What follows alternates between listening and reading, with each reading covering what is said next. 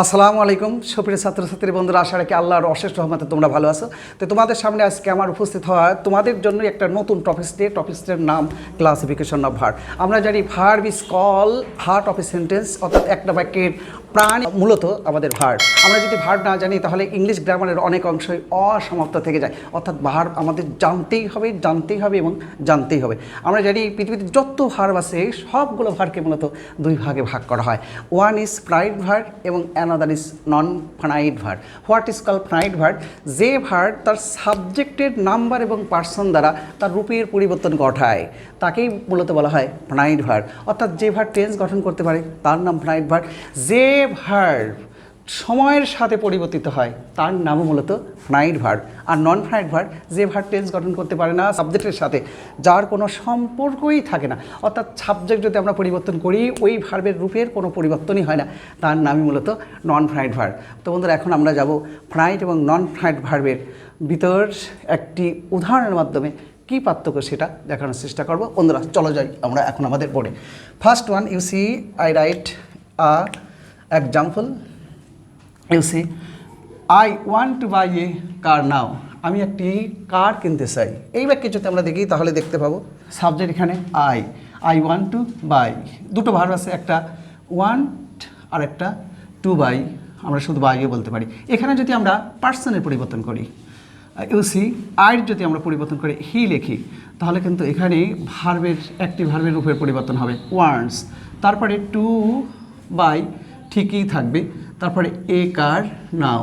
বন্ধুরা এখন যদি আমরা সময়ের পরিবর্তন করি, ফর এক্সাম্পল আমরা এখানে নাও আছে, এখানে আমরা এস্টারডে লিখব।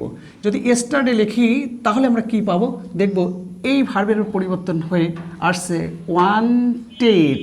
দ্যাট মিনস ইউসি ভার্বের রূপের পরিবর্তন করছে। আবার যদি এখানে আমরা টুমোরো লিখি, এ কার টুমোরো, তাহলেও এখানে ভার্বের রূপের পরিবর্তন হবে। কি হবে?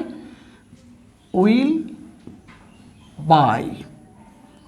ইউসি কিন্তু টু বাই থেকেই যাবে। আমরা বলতে চাচ্ছি আগে ফার্স্ট ছিল ওয়ান, তারপরে ওয়ান্টস, তারপরে উইল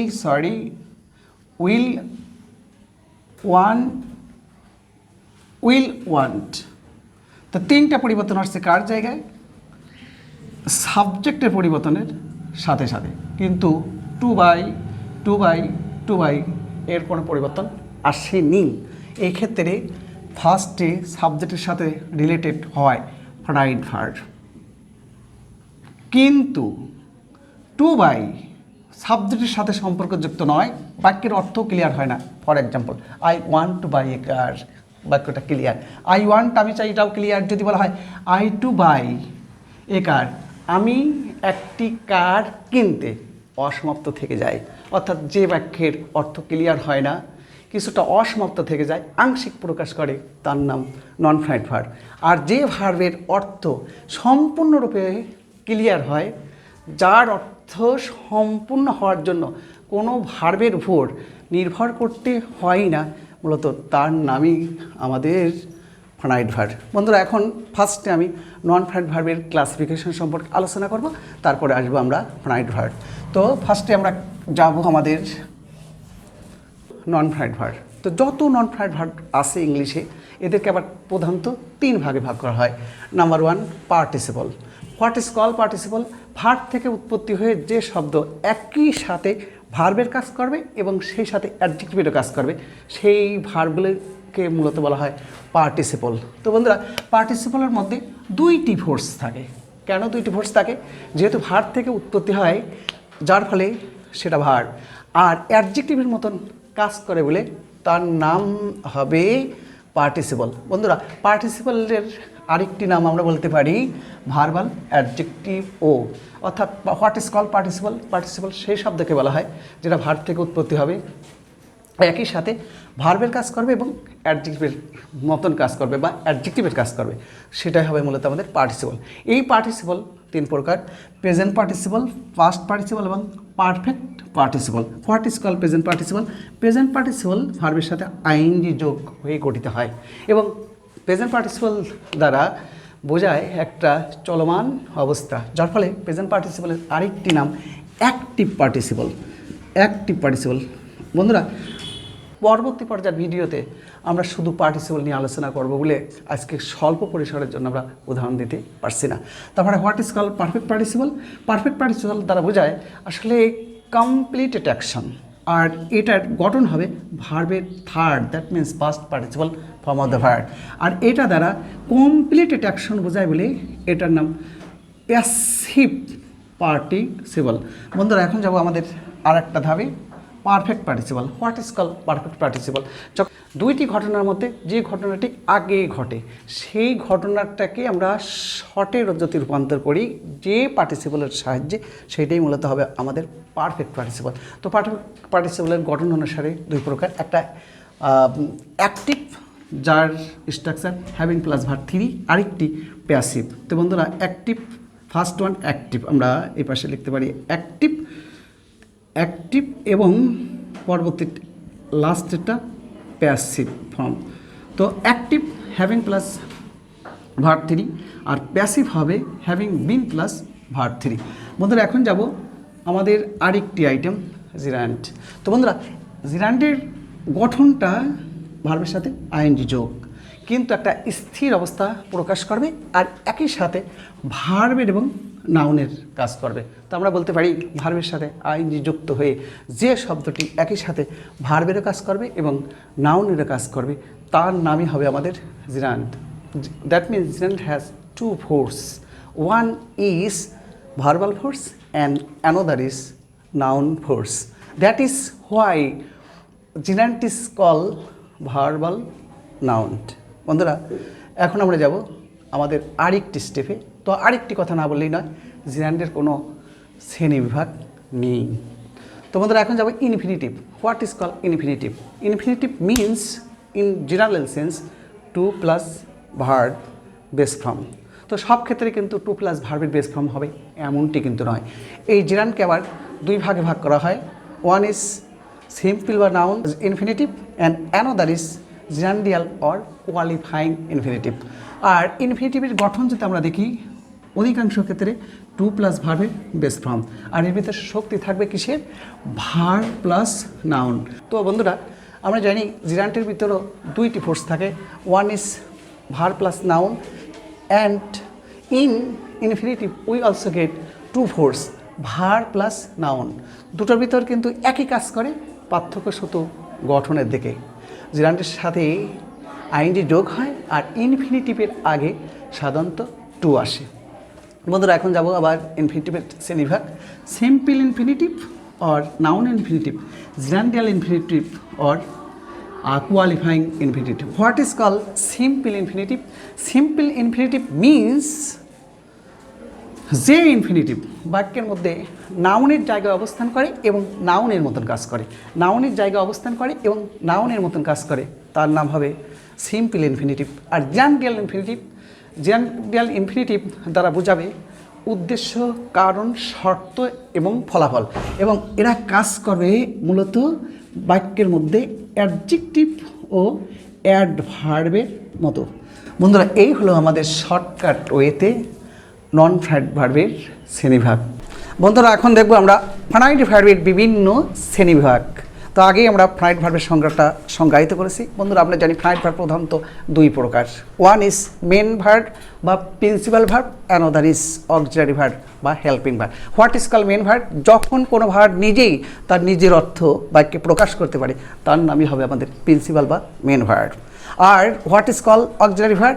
যখন টেন্স গঠনিক অথবা ভয়েস চেঞ্জে অথবা মুড প্রকাশ করার ক্ষেত্রে যদি মেন ভার্ব বা প্রিন্সিপাল ভার্বকে সাহায্য করে তাহলে তাদেরকে বলা হবে অক্সিলারি বা helping verb. That means auxiliary verb মূলত সাহায্য করে কাদেরকে? প্রিন্সিপাল ভার্ব অথবা মেন ভার্বকে।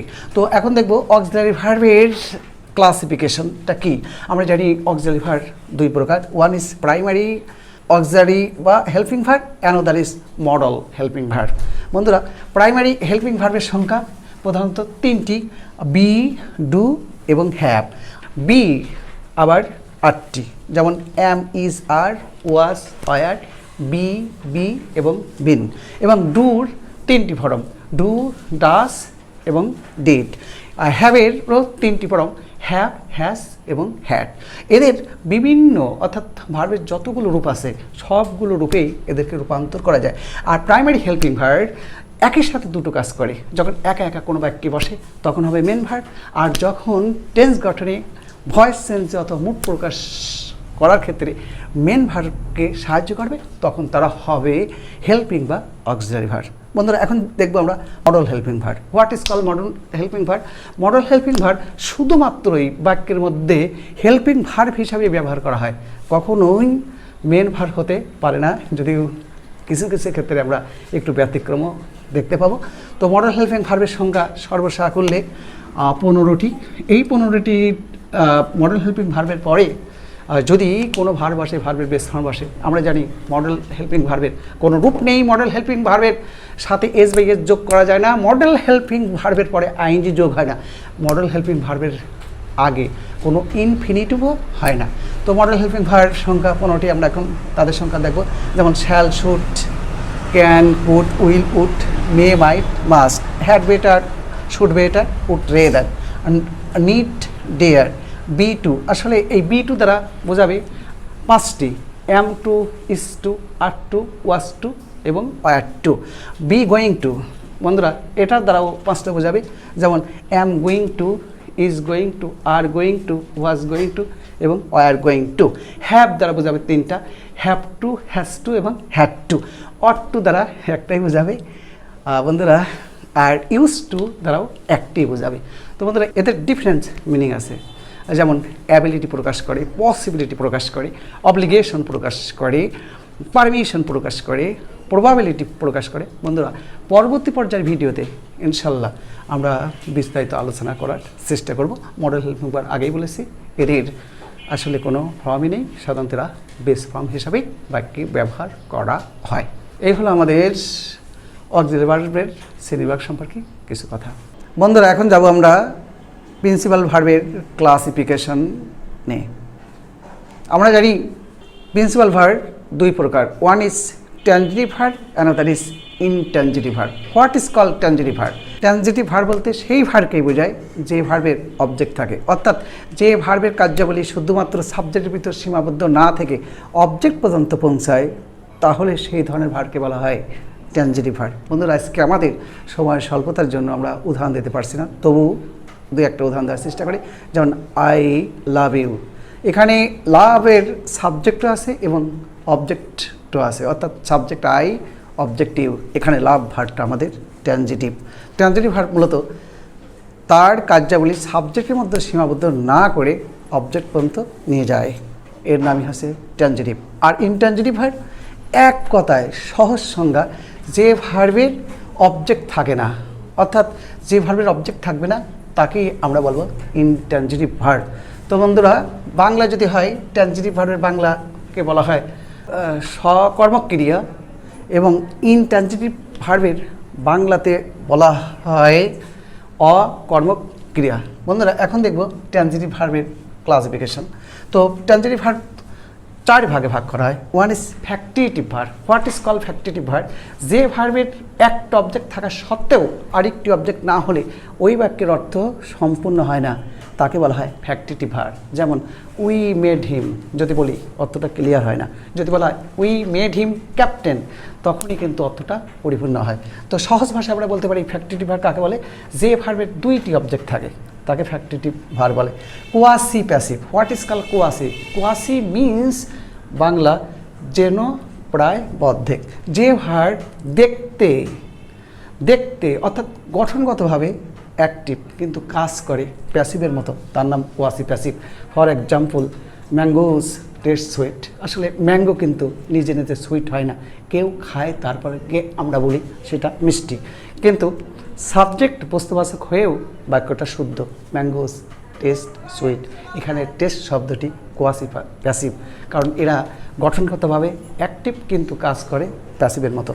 বন্ধুরা এখন আমরা দেখব রিফ্লেক্সিভ ভার্ব কাকে বলে। রিফ্লেক্সিভ মিন্স আত্মবাচক। যখন কোনো পার্সোনাল প্রোনাউনের সাথে সেল বা সেলফ যুক্ত হয়ে কোনো প্রোনাউন গঠিত হয় এবং প্রোনাউনের আগে যে ভার্বটি থাকে তার নামই reflexive verb. For example, she kills herself, সে নিজেই হত্যা করেছে। দ্যাট মিন্স নিজের কাজটা সে নিজেই করেছে, আত্মবাচক। তো রিফ্লেক্সিভ প্রোনাউন সম্পর্কেও আমরা বিস্তারিত আলোচনা আমাদের পরবর্তী পর্যায়ে ভিডিওতে দেখানোর চেষ্টা করব। বন্ধুরা, এখন যাব রিসিপ্রোকাল প্রোনাউনে। রিসিপ্রোকাল দ্বারা পারস্পরিক আন্ডারস্ট্যান্ডিং বোঝায়, হতে পারে মিউচুয়াল আন্ডারস্ট্যান্ডিং। তো পৃথিবীতে মাত্র 2টি রিসিপ্রোকাল প্রোনাউন আছে, ইচ আদার এবং ওয়ান অ্যানাদার। ইচ আদার এবং ওয়ান অ্যানাদারের পূর্বে যে ভার্বটি থাকবে সেই ভার্বই হবে মূলত আমাদের রিসিপ্রোকাল ভার্ব। যেমন the girls and the boy love each other.